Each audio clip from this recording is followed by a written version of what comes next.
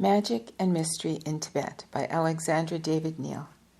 Chapter 3, A Famous Tibetan Monastery, and this is a continuation of my previous reading. Beside the assembly hall, there exist a number of what are called God's houses. Each of them is dedicated to a deity or to some Buddhist worthies, historical or mythical. Those who wish to pay courteous visits to the images of these exalted persons. They light a lamp or burn incense in their honor, salute them with 3 prostrations, and depart. Favors are often begged during these visits, but not always, and a number of these polite meetings are the outcome of disinterested reverence. Before the images of the Buddha, boons are not requested, for Buddhas have passed beyond the world of desire, and in fact beyond all worlds, but vows are taken and spiritual wishes expressed, such as, quote, "May I be in this life or in the next one able to distribute a quantity of alms to contribute efficaciously to the welfare of many," end quote. Or, quote, "May I be able to understand the meaning of Buddha's doctrine and to live accordingly," end quote. There are a larger number than one would suppose who, when raising a small lamp in the gesture of an offering before the Buddha's image, ask for no more than spiritual insight.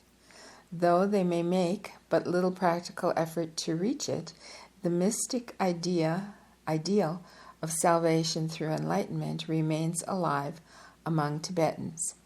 To the complete spiritual freedom of the Lamaist monk,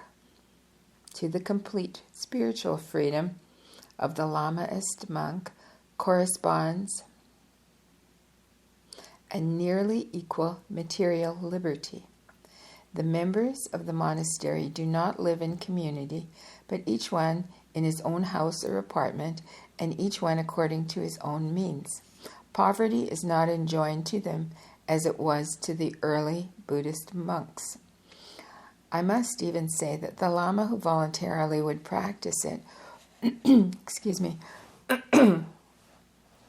would enjoy no special regard on that account.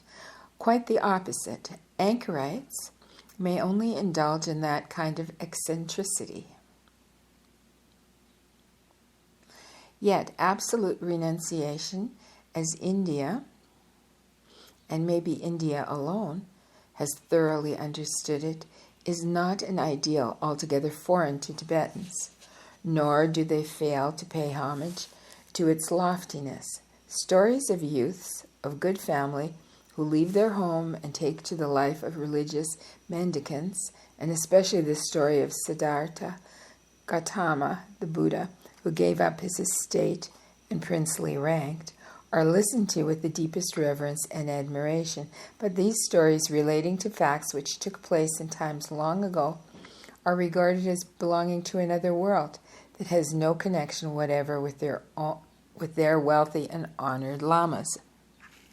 One may be ordained in any grade of the religious order without becoming a member of a monastery, though this seldom happens, and only when the candidate is of an age to know what he is doing and intends to live as an anchorite. Admission in a gompa does not confer any right to free lodging therein. Each monk must build his dwelling or purchase it from the previous owner, unless he inherits it from a relative or from his own teacher. Poor monks rent a room or 2 in a house of a more wealthy colleague. In the case of students and of learned and old trapa, T-R-A-P-A, lodging is often granted free to them in the houses of rich lamas. The poorest ones, who, beside a shelter, need also board, engage themselves in the service of wealthy members of the monastery. Their condition depends on their ability. Some may be clerks, others cooks or stable boys. Those who succeed in becoming stewards of a tulku, Tulku, often become important and wealthy persons. Learned monks belonging to poor families may earn their livelihood as teachers, as artists if they are gifted at painting religious pictures, as resident chaplains at the houses of rich lamas or laymen, or by occasionally performing religious ceremonies at householders' homes. Besides these various professions, divination, astrology, drawing horoscopes may be reckoned amongst their sources of income. The Lama doctors create a favorable situation for themselves if they show their skill by curing a sufficient number of distinguished people. But even with a smaller amount of success, the medical profession is a lucrative one. However, the profession looks the most attractive to many However, the profession which looks the most attractive to many is trade. The great majority of those Lamist monks who are not especially religious-minded become traders. If they lack the money needed to undertake a business of their own, they engage themselves as secretaries, accountants, or even as mere servants of a trader. Transacting business in a more or less unostentatious way is to a certain extent allowed in the monasteries. As for those of their members who have a really big business, they obtain leave from the authorities of the monastery to travel with their caravan and open shops or branches wherever they like. One may think that trade does not fit very well with religious pursuits, but we must remember also that a monk has very seldom chosen his own profession. Most of them are led to the monastery as little boys, and it would be unjust to reproach them for not following a mystic avocation, which has never been their own choice. Trading on a large scale is carried out by the lamasseries themselves as a means of increasing their income. They barter and sell the products of their land and cattle which they receive from the tenants.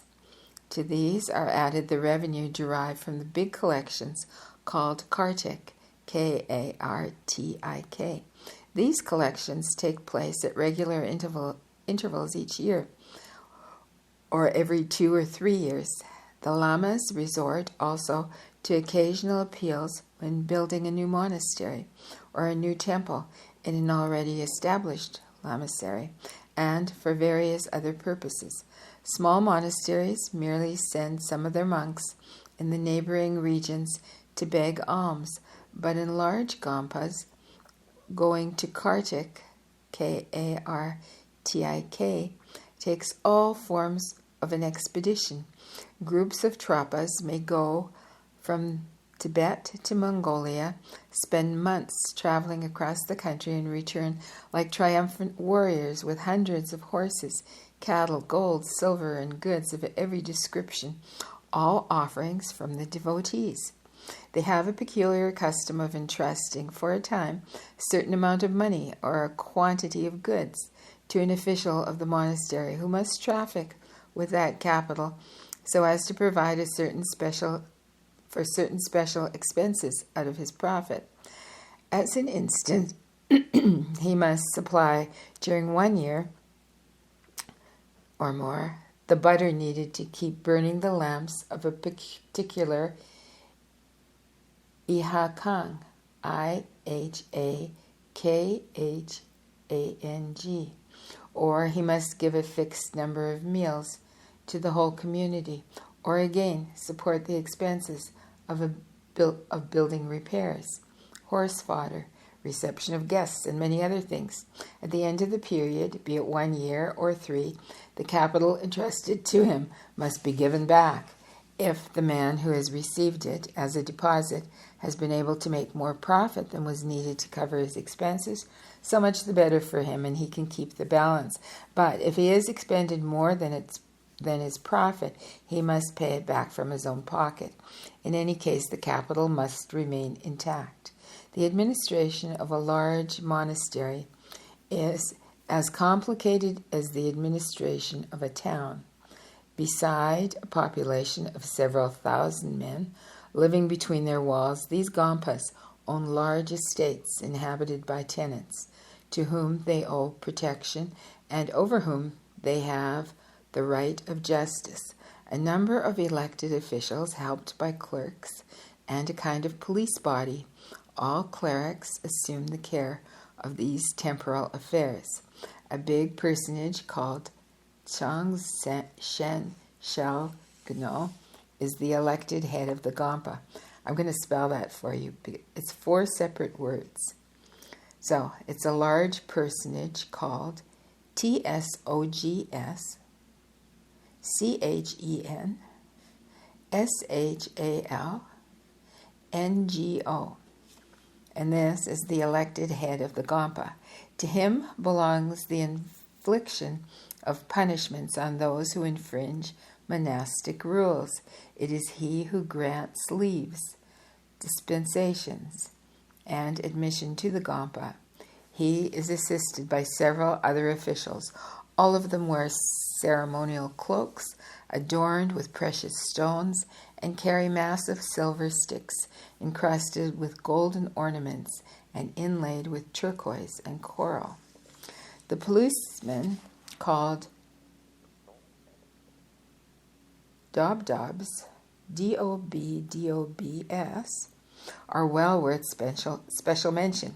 They are recruited amongst the athletic, unlettered braggarts, whose fathers have placed them as children in the monastery when their place ought rather to be in the barracks.